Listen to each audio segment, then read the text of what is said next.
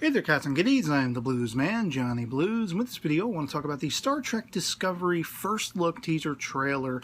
I've already done a video talking about some of the crazy backlash that this thing has gotten, but more so conforming to my very Trekkie, Trek fan nature.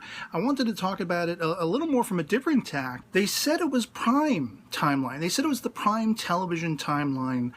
But it looks anything but that. It looks very much more conforming to the Kelvin timeline. Prime timeline refers to the original 1966 Star Trek series and all of the subsequent series that have followed on from there along the timeline going into the future, into the 24th century with Star Trek The Next Generation, Deep Space Nine and Voyager. This is the Prime timeline, the Prime television, if you will, timeline. Whereas there was a stemming off from that, beginning with J.J. Abrams' 2009 Star Trek, which has since been dubbed, either Abrams-verse, J.J.-verse, or, more apropos, the Kelvin timeline. It's an offshoot timeline wherein the characters of the original series, they came together much sooner. They're going on adventures much sooner than where the original 1966 TV series had gone, and subsequent adventures in the films and everything like that. So the Abrams-verse, the J.J. Abrams movies, the trilogy, if you will, of Star Trek 2009, Star Trek Into Darkness, and Star Trek Beyond, these are the Kelvin timeline, an offshoot of the original Prime television timeline, if you will. Things do not look the way they ought to look. They ought to look like they are from the Cage era, the Christopher Pike and Spock adventures. It was the original pilot from the original series. So why doesn't it look like that? Well, there's the very real world, reasoning that this was originally filmed in 1964, 65-ish, the original pilot, The Cage, and it looked as modern as it could for the day, for the time. But of course, in our modern world, it wouldn't look necessarily futuristic at all. It would look very dated, ironically enough. And so, of course, they're going to update all of the technology, the designs of the ships and the uniforms and everything. So what I believe they've actually done, I'm beginning to believe that this is, in fact, the Prime timeline. By all accounts, the events that are unfolding, the surrounding timeline, the surrounding events are all Prime. Why doesn't it look Prime, necessarily?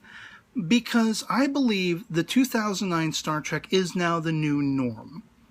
I believe the 2009 Star Trek, though it might have been a spun-off timeline, I believe in the brains of the creators, and producers of this series, that is what TOS actually looked like.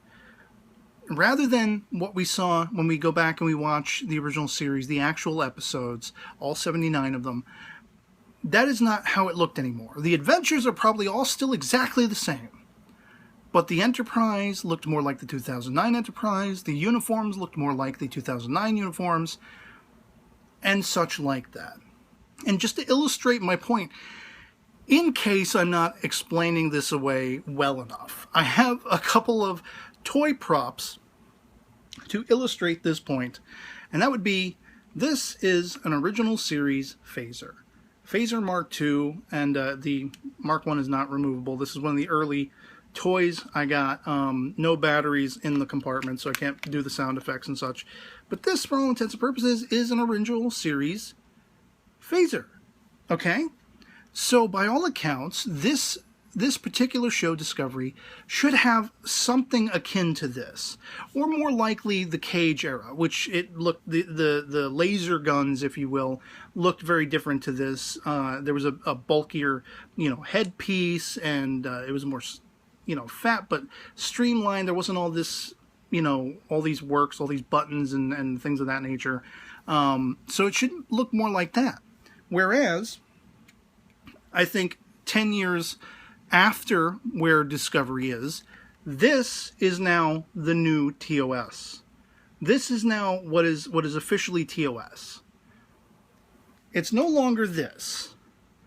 This is forever locked in the TV adventures of the original series characters: Kirk, Spock, McCoy, Uhura, Sulu, Chekhov, Scotty, etc. But this is now what they were operating with.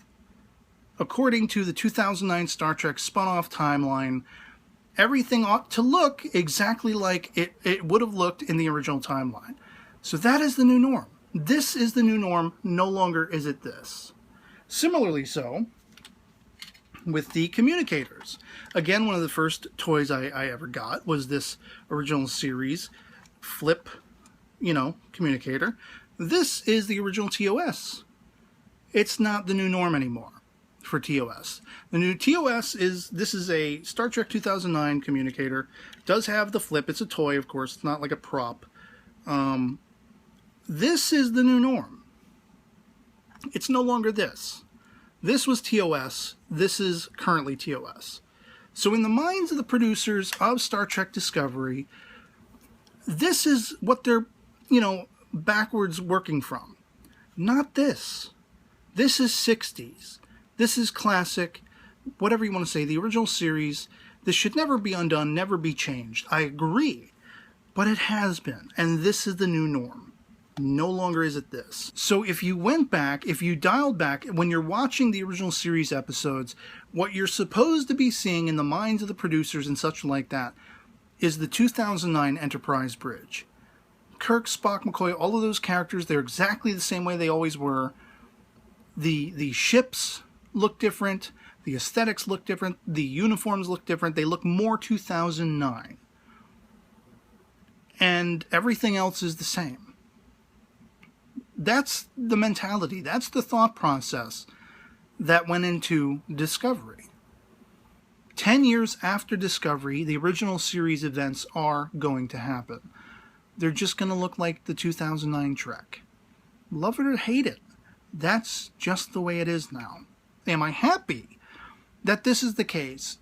Not entirely. I would have much preferred to see a series that looked visibly more so akin to the Cage era.